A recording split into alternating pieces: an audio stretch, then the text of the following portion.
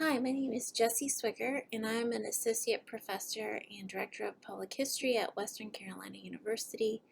And today I'm going to present my recorded version of the presentation I was going to give at NCPH 2020. The title is Girls in the Wonder House, Depicting Girlhood at the Brooklyn Children's Museum.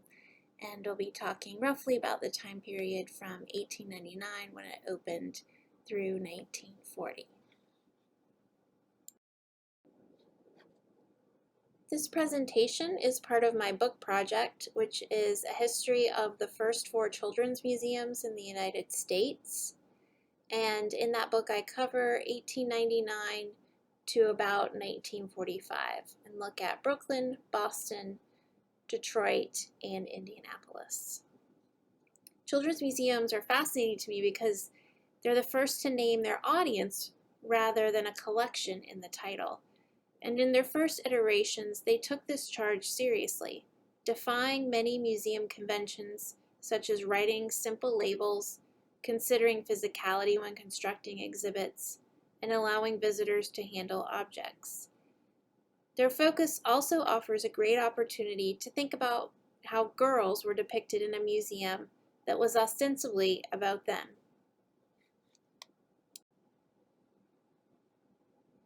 So this is the overview of my talk today. I'm going to start briefly with the history of the Brooklyn Children's Museum before I talk about 4 ways in which we can think about how girls were depicted. And the 4 ways that I really think help us understand how girls were depicted are 1, absence or permanent childhood, 2, as nature study scientists, 3, as domestic outdoor adventurers, and then 4, this is sort of not really a depiction, but more of a way to think about things. How did girls respond, possibly, to seeing themselves in leadership positions? The Brooklyn Children's Museum opened in 1899 in the Adams Mansion in what is today Brower Park. It was the first in the world, and it was managed by the Brooklyn Institute of Arts and Sciences, which I'll now refer to as the BIAS.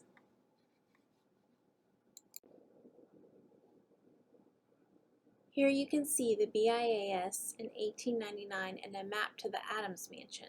The idea for the Children's Museum fit with the progressive spirit that had gripped so many of the politicians, social reformers, and educators in the newly formed greater city of New York. In 1899, New York's borough schools were in the midst of a crisis and a transformation. The expanding population meant that schoolrooms were overcrowded and stressed.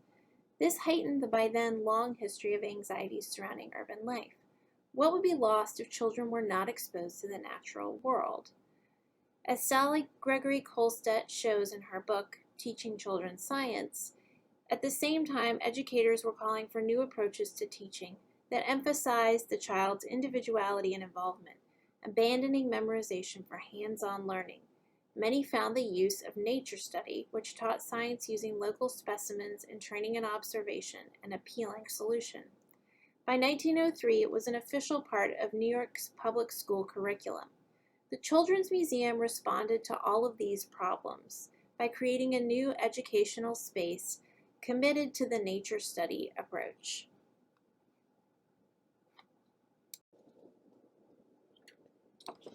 At the head of the museum was Anna Billings Gallup, a former teacher, graduate of MIT, and founding member of the Association of American Museums. She was part of a small group of women in leadership roles at museums during the early 20th century. She worked there from 1903 until 1937, and she supervised a staff that was largely comprised of women over the course of her career, which was a fairly unusual circumstance for the time.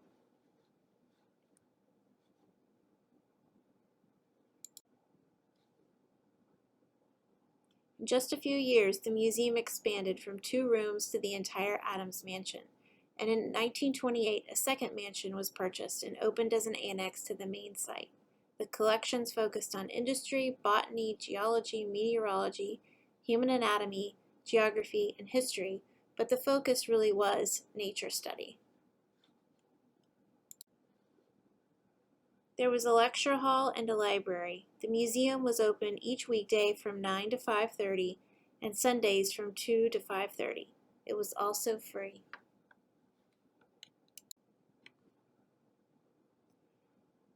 Which children were attending the Children's Museum? It's likely that this changed over time. For one thing, the attendance rates at the museum increased.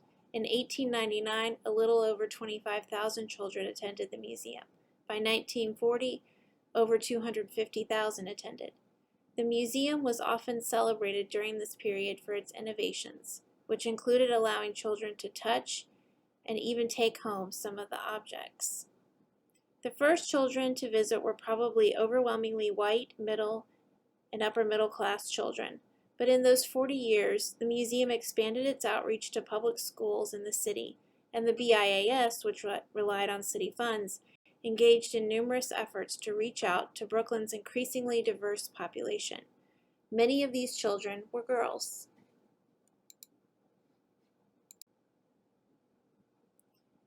The Children's Museum was so unique and popular it led many journalists to write articles about it, including Sidney Reed, who pronounced it the Wonder House. The nickname stuck. In her book, Innocent Experiments, Rebecca Onion includes a chapter on the Brooklyn Children's Museum, and in it she writes about how the museum's literature and other promotional materials often discussed its ability to transform boys into scientists. And in this way, her work offers a wonderful starting point for talking about how girls were depicted in the museum, which is, in many ways, that they were not depicted. They're largely absent, and if they are depicted, they remain children. A good example of this is that one of the museum's most popular and marketed activities was the wireless telegraph.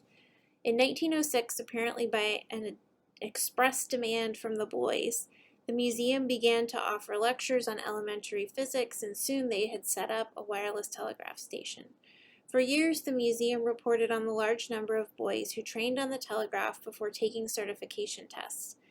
And the museum's publication, Children's Museum News, often featured graduates who wrote to the museum and attributed their success to their early training on the wireless telegraph. Onion notes that while museum publications often reported on the successes of their male graduates, there were not equivalent articles touting the accomplishments of girl graduates. So the first thing we notice about depiction of girls is that they were often not depicted, and what happened to these girls when they grew up didn't seem to matter. While we cannot know if this shaped how they were treated in the museum, it suggests that their future was less of a concern, at least in terms of the museum's publications.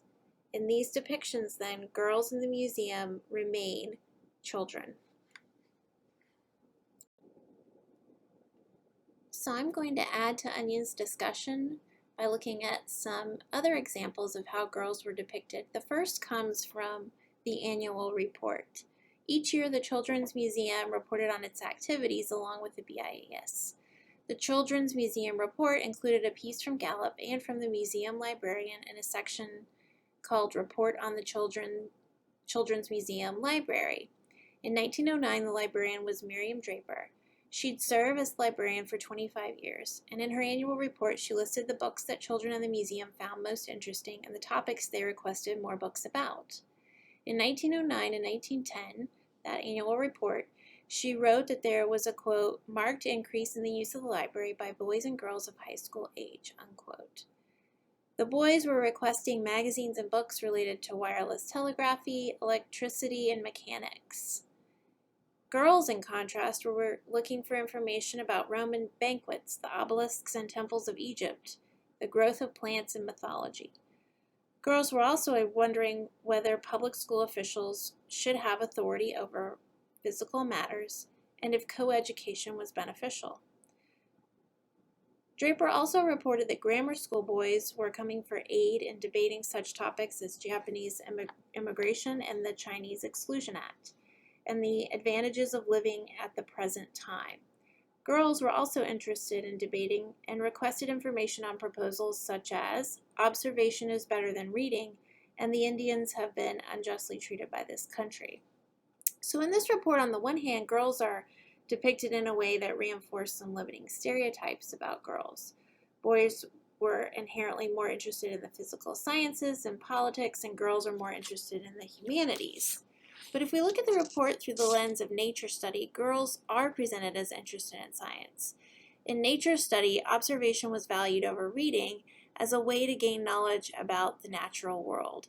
Second, girls are depicted as politically interested in issues of social justice and of public policies affecting education. Read in this way, the depiction of girls is simultaneously conservative and liberal, mirroring the movement from which the ideas for the Children's Museum originated.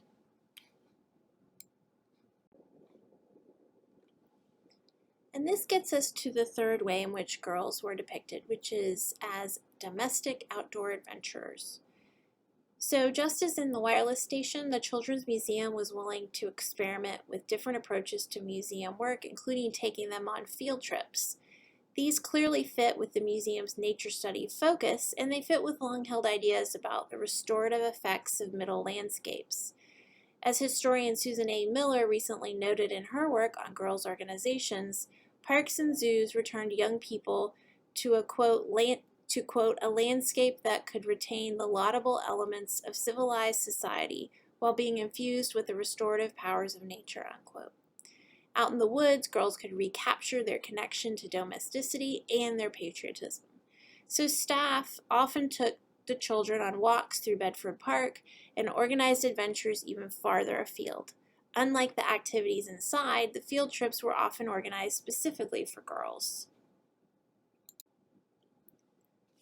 In October 1921, Children's Museum News reported that, quote, the most ambitious departure from the customary procedure in our out-of-door program this summer was a weekend camping party for 8 of our girls, unquote. The girls were selected because they'd attended all meetings and showed the best spirit in working for honors. The girls started out at the Hoyt Street subway station and made their way to Bear Mountain. The campers came prepared, bringing clothing, a jackknife, a whistle, a lantern, and a plant press with which to press leaves and wildflowers. The girls put up their own tents, created a makeshift cupboard and refrigerator, and then made supper. The article described the girls' willingness to clean up after breakfast, and this discussion included the only quote from one of the campers. The sponsor explained that there was no need to get all of the black off the bottom of a copper kettle because it would only return to that state after the next meal. The camper replied that it was her job to clean up and, quote, I wouldn't feel I was doing my share if I didn't get every speck of black from this kettle and make it shine, unquote. The girls spent the rest of the trip observing nature and wading in the brook. This example supports Miller's point about girls' organizations. The girls learned through hikes aimed at nature study, but they also built temporary domestic spaces outdoors where they practiced cooking and cleaning. The creation of that space was put in focus equal to the nature study hikes, and so also depicted as equally valuable.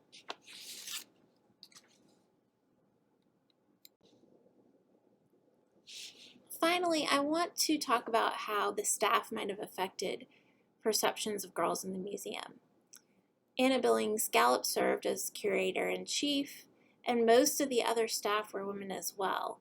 We already talked about Miriam Draper, who was the librarian, but Mary D. Lee was also a supervisor, and she looked after the wireless station for a little over a decade. Their names were listed in annual reports and in the Children's Museum News. While there were no reports of the accomplishments of girl graduates, the presence of women in the museum and in the literature produced by the museum did create space to imagine that girls could work there when they completed their education.